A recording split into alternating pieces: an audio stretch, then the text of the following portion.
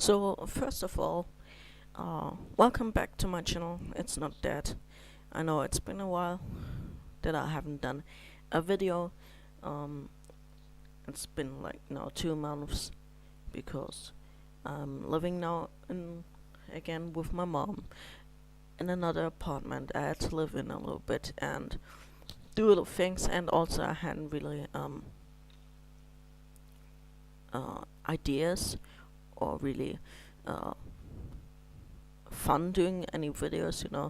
So I didn't do anything the entire while because I want to keep it pretty relaxed and don't want to do it like a job where I'm actually saying yeah I have to do this now and shit. uh, I don't want to restrict myself with this channel. It's really just fun, so I had really ideas to do a video and didn't really enjoy to do anything. But now I've got something, and so I'm switching right now to the topic of this video. So I'm a big fan of Dragon Ball and Dragon Ball Z, and I said I was kind of happy when they announced that there was a new show coming out called Dragon Ball Super. So first of all, I didn't really like the title of the show, Dragon Ball Super, and while GT wasn't that bad, I had some my bad experience with that. It brought good things like Super Saiyan 4 and shit, but when I watched as a kid Dragon Ball GT, the first season creeped me out, and I never got over that, so I couldn't really watch it after all. Um, Now Dragon Ball Super is a different thing. First of all, it's not Akira Toriyama behind it anymore. It's his successor, Toyotaro. That's the main thing that kind of annoys me, because Toyotaro, sorry, the name is really hard to pronounce, has a very similar art style, like Akira Toriyama, because he drew a lot of fan mangas of Dragon Ball, um, like one of many of the Dragon Ball AF mangas. He drew that, and so he's a big Dragon Ball fan. But still, his art style is very different to the original. So his lines are much finer, and his characters look much skinnier than Akira Toriyama did them. So that's my first problem. The art style, and especially in the first episodes of Dragon Ball Super, there were many complaints about the art style, and there was this movie Battle of Gods, and then came Resurrection of F, and I wasn't really a fan of both of them. I haven't really watched Battle of Gods, but I wasn't really a fan of this Super Saiyan God because it's just a redesign of Goku's base form, just much skinnier and with red hair, so it isn't really a difference. And also, I don't know, I heard it's pretty good, but still I didn't really want to watch it. I have seen scenes of it, and I actually liked it. And then came Resurrection of F. So, and I couldn't just care less about this movie, because Frieza Returns here has more tan than a fucking Jersey Shore a member, and he's basically gold, and we saw Frieza return already in twice in the series. First he came back as a cyborg in Dragon Ball Z, and then he was later seen in Hell, where Goku fought him in Dragon Ball GT. So he's a pretty old character, and also I don't quite understand how he got so strong, like in 4 months, to be equal to Goku and Vegeta. And it's straight up impossible because he was like 20 years gone. You know, um,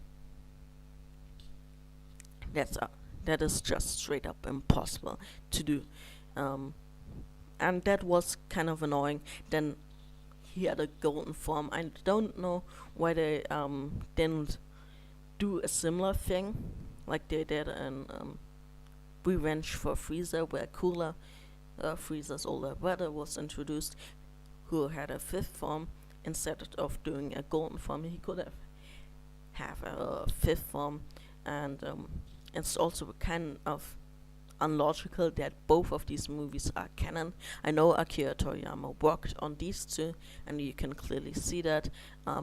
Bears and Whiz um, are just OP characters and more OP than the main characters already, and that's just a bit weird because they play kind of a significant role later on in the Dragon Ball Super show, and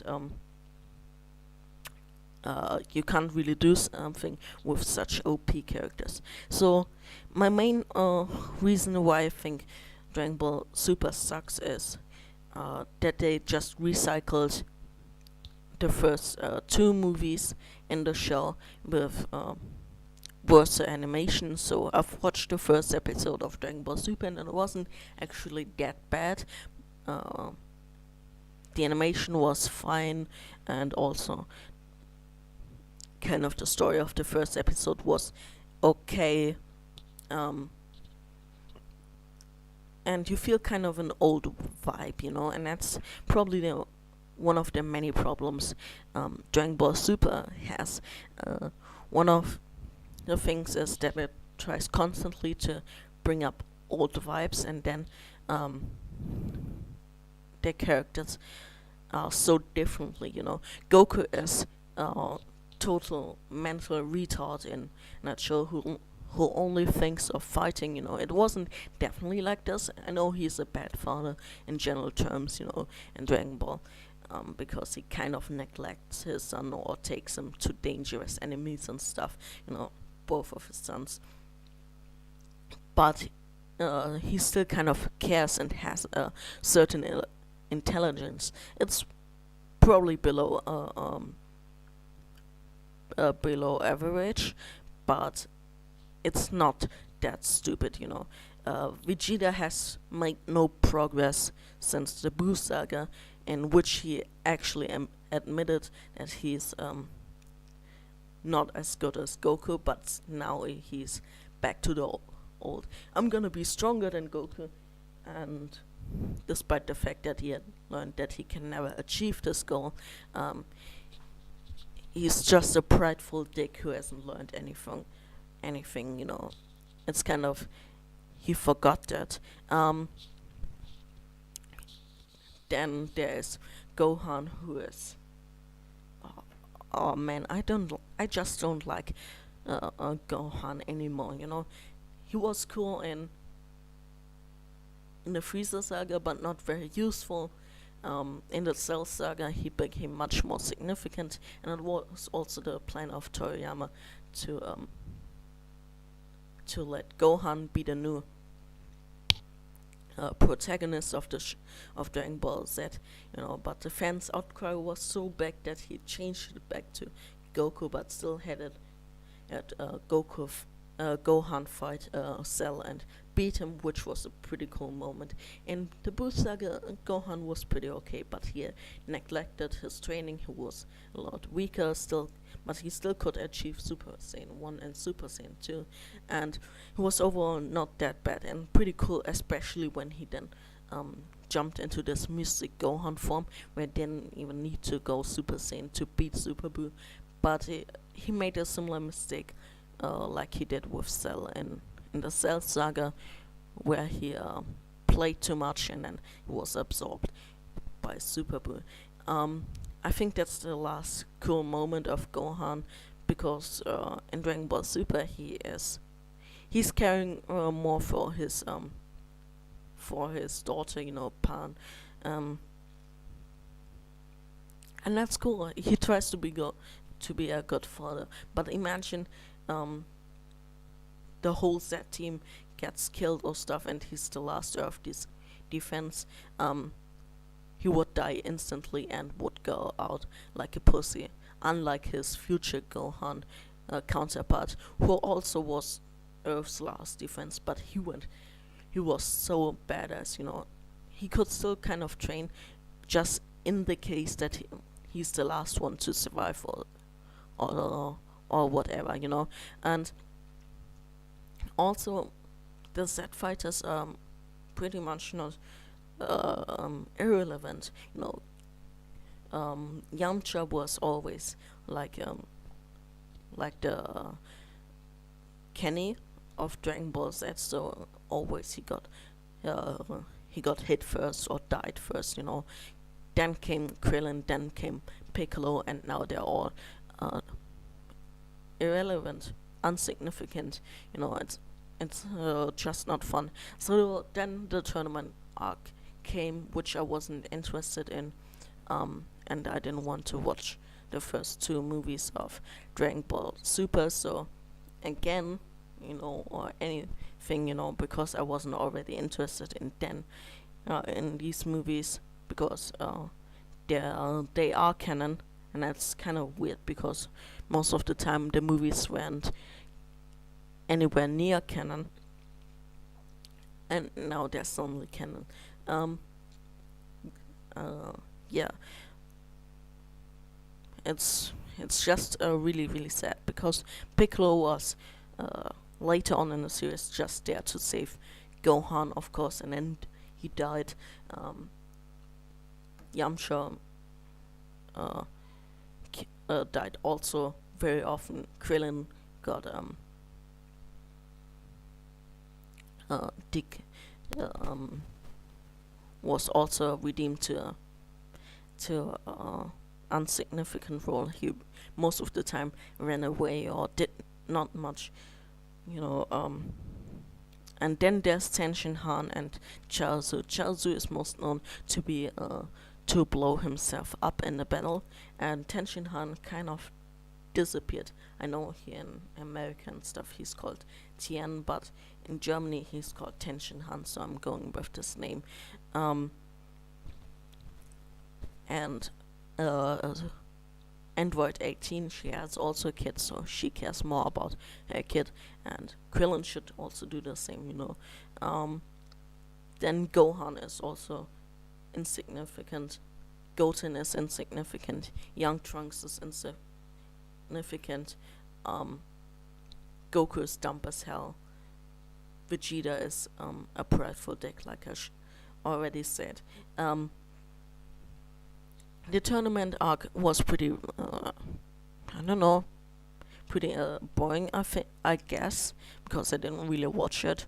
I watched some scenes of it, but it wasn't just enough to interest me. And there was another Frieza character, who was called Hit, and he could froze time. Wow. Was probably the biggest baddie of this tournament arc. And there was another Saiyan who achieved also Super Saiyan mode. That was kind of cool to see.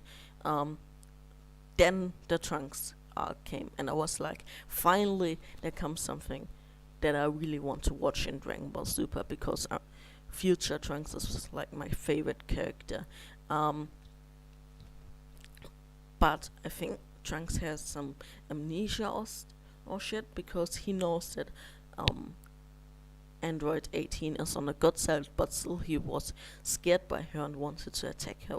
What doesn't make any sense, because at the end of the Cell Saga he knew she was a good guy.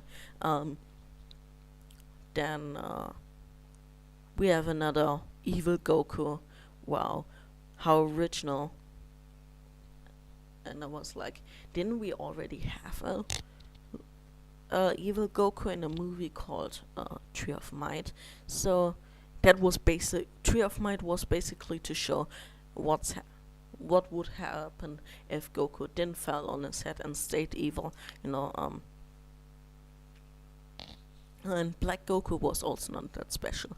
Zamasu would have a pretty reasonable um, justified reason. I mean, um, if you wanted to destroy Toei Animation, and not the whole human world, because Toei Animation is really cash grabbing Dragon Ball Super, and they are known for milking shit out as long as they can get money from it. They're like 20th Century Fox of anime, and basically blood sucking vampires. It's no good, and I feel a little bit bad for Toyotaro because he has to draw the Dragon Ball Super manga where he explains shit and then it gets poorly adapted to the silver screen, and he has to do it in so little time. He has a short time limit, so of course there's not happening much good in it. Now we got Vegito back, or Vegetto, which is, I guess, great. Trunks has an unnamed new Super Saiyan form after the Super Saiyan 2, which I'm just calling here in context Super Saiyan, Maximum Over Saiyan, and Zamasu is overly overpowered because he formed with Black Goku, and now he's like the shit god. It's pretty uh, uninteresting because most of the time it's it's a equal amount of getting trashed and bashed.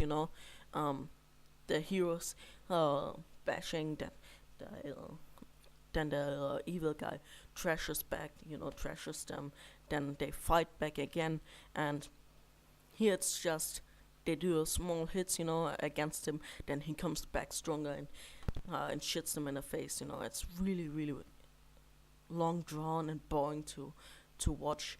Uh, and what should I say? Most of the characters are obsolete. It's probably gonna end on Goku again because other characters can't do anything anymore. So it's really shit, and the animation got better, but it's still not perfect. The characters look way too skinny, way too round. Characters that are already small, like Dende or Krillin or Chaozu, looking even smaller. Trunks' hair as Super Saiyan 2 is a bit weird because it's kind of shorter. His hair is also blue in his base form, which they weren't in the original show. In the original show, he had purple hair, and his young self has still purple hair, and he has kind of blue hair. I don't know. Bulma has also blue hair. He has this weird Shotokan relationship with Mei. The Pilaf gang was actually kind of funny to see in Dragon Ball always, because they were like Team Rocket and got bashed around by Goku. And even in Dragon Ball GT, they had a better role than this, but here they are just, I don't know, they got transformed into kids. I know. And now, in the future, Mei is again in her adult form, and she's from a normal age, much older than Trunks, and it's still a very odd relationship. I don't know why they put it in. Like I said, Trunks' hair as Super Saiyan 2, it's way too short. He has already the spiky hair as Super Saiyan 1, and I don't know why they couldn't have gone with his Super Saiyan 1 grade 3 hair, which is really spiky, and it's how it's supposed to be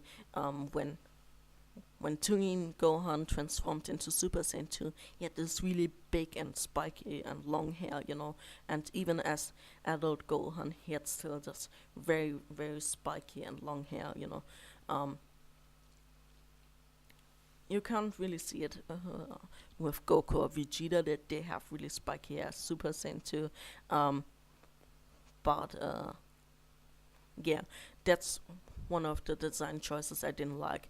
Then there's the thing with Super Saiyan God, which is a reskin of the base forms of Vegeta and Goku, just with red hair and red eyes, and they're a bit more skinnier.